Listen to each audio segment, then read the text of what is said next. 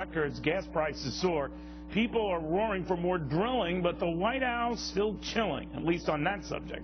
Now the rest of the world is picking up the slack happily. Iraq is planning to nearly double its own oil production.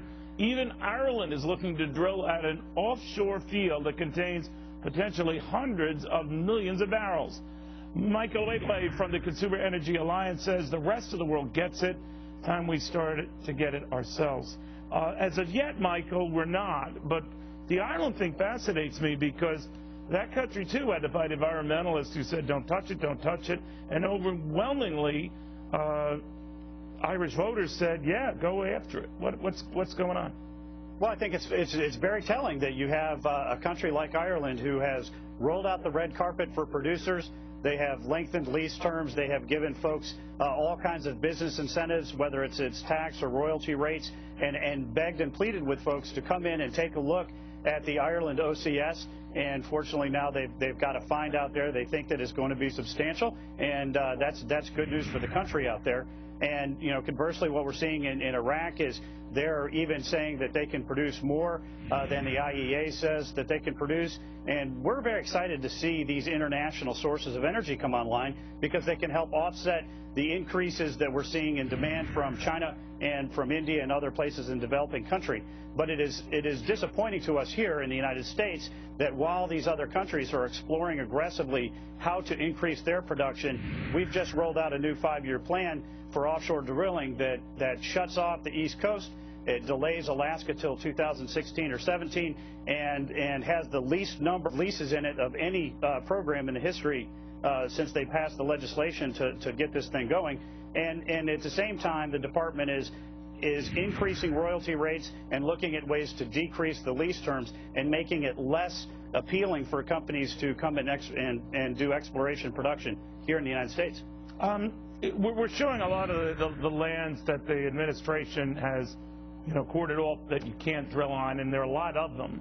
The argument goes that if we were to tap oil from even half of these off-limit lands, we would have enough oil to tell the Middle East where to get off. Is that true?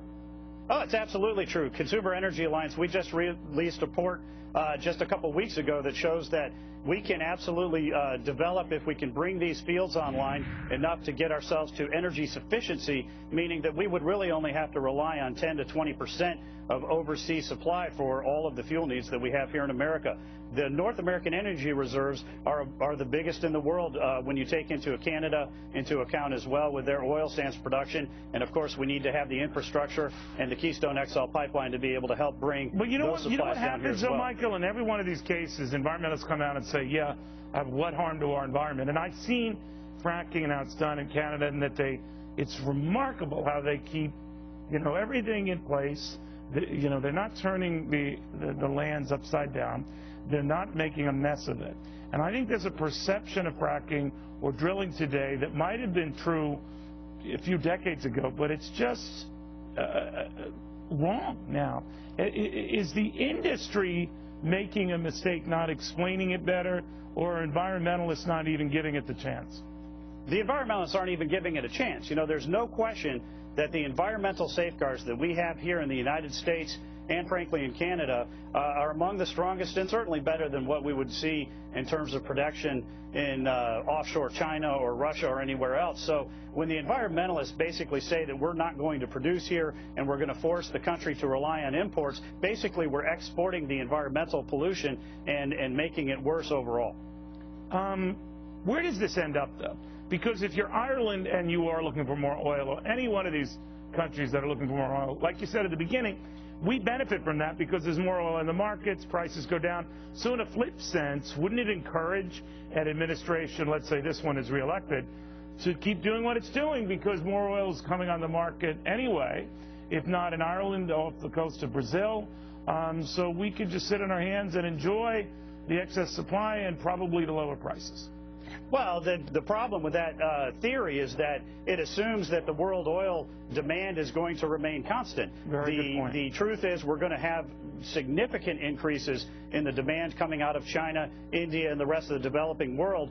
And yes, these new resources that are coming online, whether it's in Iraq or Central America or the the Baltic Sea are going to be able to help meet those needs, but the United States demand is going to also continue to increase. And the fact is that the oil prices for North American crude are substantially lower than what we see from the Middle East, and so we can help get relief at the pump if we can start turning on these North American resources here. Michael, thank you very much. You explained that so even I understood it. Very good having you. Well,